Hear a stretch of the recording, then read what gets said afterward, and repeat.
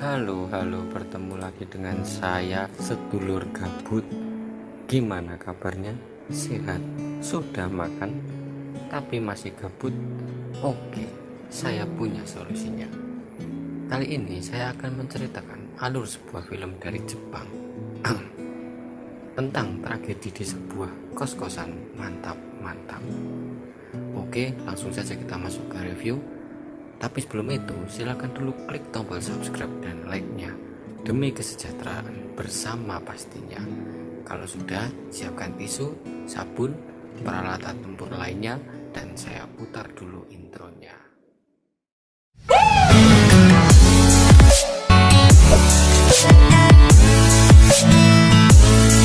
Di awal film, kita diperkenalkan dengan tokoh utama yang bernama Junhyuk. Dia adalah seorang lulusan sarjana, masih belum mendapatkan pekerjaan alias pengangguran, dan sedang fokus mencari pekerjaan, seperti tes CPNS kalau di Indonesia. Nah, Junhyuk ini sudah 2 kali gagal dalam tes dan ini kesempatan terakhirnya untuk melamar pekerjaan tersebut.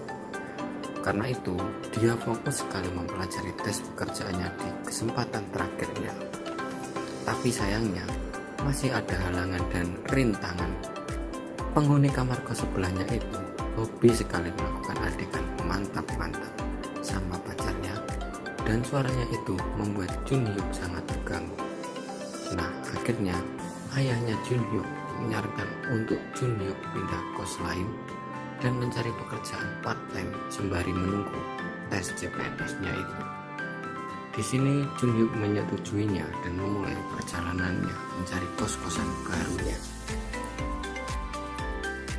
Akhirnya, setelah perjalanan panjang yang jauh, panas dan cukup melelahkan, Junhyuk pun tiba di kos-kosan yang dimaksud dan dia tiba-tiba dikagetkan dengan kemunculan penghuni kos yang bernama Delray. Dia ini bekerja sebagai perawat atau suster di salah satu rumah sakit. Junhyuk pun dipersilakan masuk dan kita diperkenalkan dengan tokoh ibu kos yang bernama Ahrang. Waduh, Areng apa Arang lur. Bu kos ini sudah memiliki suami tapi jarang pulang karena suami bu kos ini bekerja di luar kota. Waduh, enak banget nih Junhyuk, tinggal di kosan campur, mana nggak ada penghuni cowok lain. Isinya serabi lempit semua lur. Di sini mereka kelihatan akrab, bercanda, tertawa, saling tepok, dan akhirnya Junhyuk pun memutuskan untuk ngekos di tempat Bu Ahrang. Akhirnya Junhyuk pun masuk ke dalam kamarnya. Ya, karena mungkin dia kelelahan sehabis jalan kaki cari kos. Nah, di sini bukannya Junhyuk bertambah damai dan tenang sebelum tes untuk pekerjaannya, tapi malah justru Junhyuk mendapatkan godaan yang besar dan cukup menggoyahkan iman. Astagfirullah lur. Mulai dari Delray yang melakukan senam kesehatan goyang kesana kesini happy, terus Junhyuk ini sering banget masuk ke kamar mandi, tapi ternyata bukunya lagi mandi. Rezeki nomplok lur, yang mengakibatkan dedek gemes Junhyuk bangun sehingga dia harus sering-sering menina bubukkan dedeknya agar tenang. Keesokan harinya Junhyuk pergi dan bekerja part-time di salah satu tempat biliar atau bola sodok ya.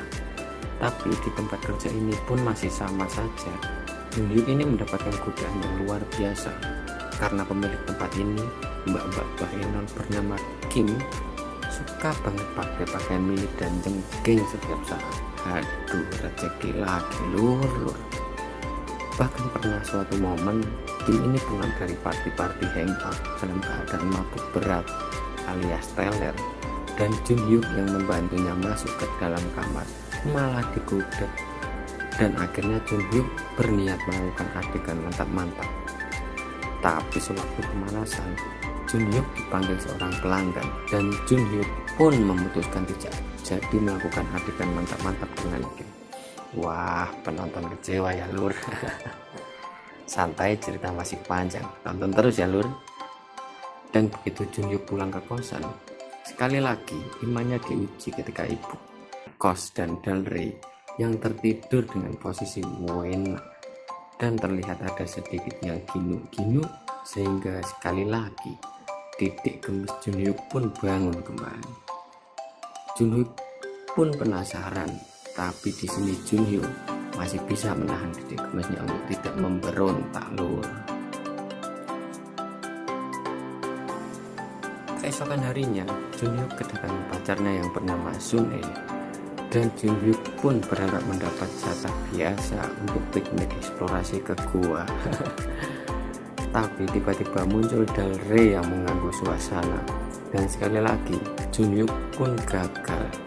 Akhirnya pacar Junhyuk pun pulang dan diantar oleh Junhyuk.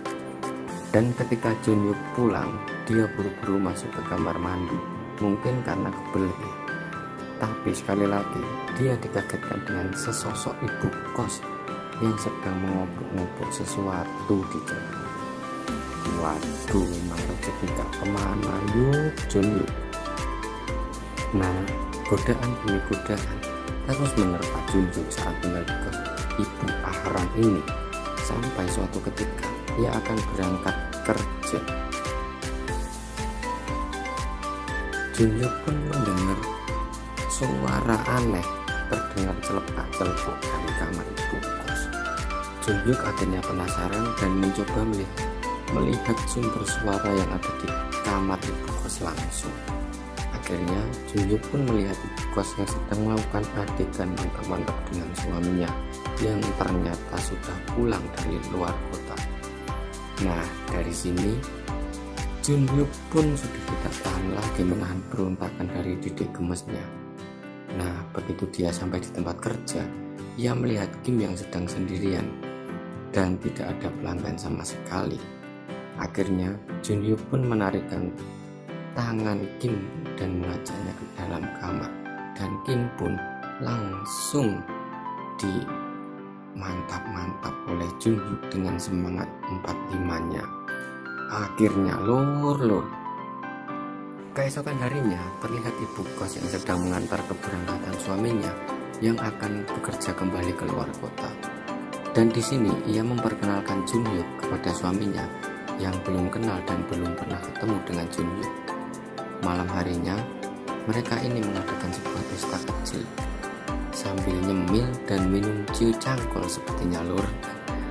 Sampai pada pagi harinya ibu kos yang sudah bangun duluan dan pergi untuk belanja, Junhyuk pun sudah terbangun, dan tiba-tiba ia dikagetkan dengan Dalrey yang masih tertidur pulas dengan posisi yang uncrotable. Wedian, yang akhirnya membuat Junhyuk mulai untuk memberanikan diri menerjang dan menggerip-gerip tubuh Dalrey, dan mereka pun akhirnya melakukan adegan mantap. Yalah yuk Junhyuk, beruntungnya dirimu pagi-pagi dapat sarapan serabi lempit. Dan malamnya pun terlihat hujan turun dengan sangat deras. Suasana sepertinya cakung alias cuaca mendukung.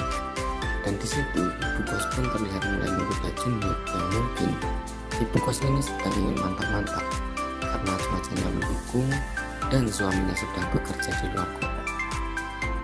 Ya, kembali lagi dengan godaan seperti itu, akhirnya pun Junhyuk berhasil kembali menikmati serabi lempit, kali ini milik ibu kos. Mantap jiwa lur.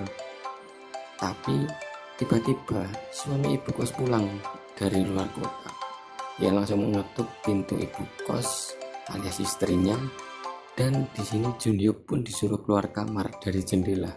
Dan akhirnya Junhyuk pun terpaksa keluar dari jendela dengan posisi hanya menggunakan simpak saja dan hujan-hujan. Waduh, habis hangat-hangat sekarang malah kedinginan. Apes lur. Karena kehujanan tadi malam, Junhyuk pun menjadi sakit. Dan karena sakit, Junhyuk pun dibawa ke rumah sakit yang kebetulan perawatnya itu adalah Dalrey. Di sini ia disuntik dan sepertinya sebagai gantinya pada malam harinya Junhyuk pun yang ganti menyuntik alias menyuntik Dalrey. Nah, dari sini kehidupan Junyo pun tak jauh-jauh dari adegan mantap-mantap. Pas dia mantap-mantap dengan ibu kos, dia bersembunyi dari Delry. Begitupun sebaliknya, gitu aja terus. Sampai kemudian ayahnya yang sudah tua pun jatuh sakit, dan mau tidak mau Junyo pun terpaksa keluar dari kosan mantap-mantap tersebut, karena dia harus balik lagi ke kosan yang dulu karena lebih dekat untuk merawat sang ayah. Dan di keadaan mendesak ini, yaitu ayahnya sedang sakit dan kamar kos sebelahnya yang hobi menciptakan suara-suara kenikmatan, Junyo pun tetap berusaha fokus belajar untuk mengikuti tes agar bisa diterima kerja, dan usahanya tersebut ternyata membuahkan hasil. Ia pun akhirnya diterima di pekerjaan tersebut. Dan meskipun perjalanan hidupnya sebagai penikmat penghuni kos-kosan sudah berakhir, tapi ia kini merambahkan sayap menjadi penikmat di dunia kerjanya juga. Dan akhirnya film pun berakhir.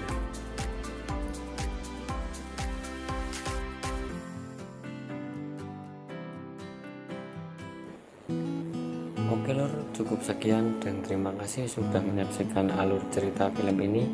Sampai jumpa di alur cerita film lain lur. Bye bye.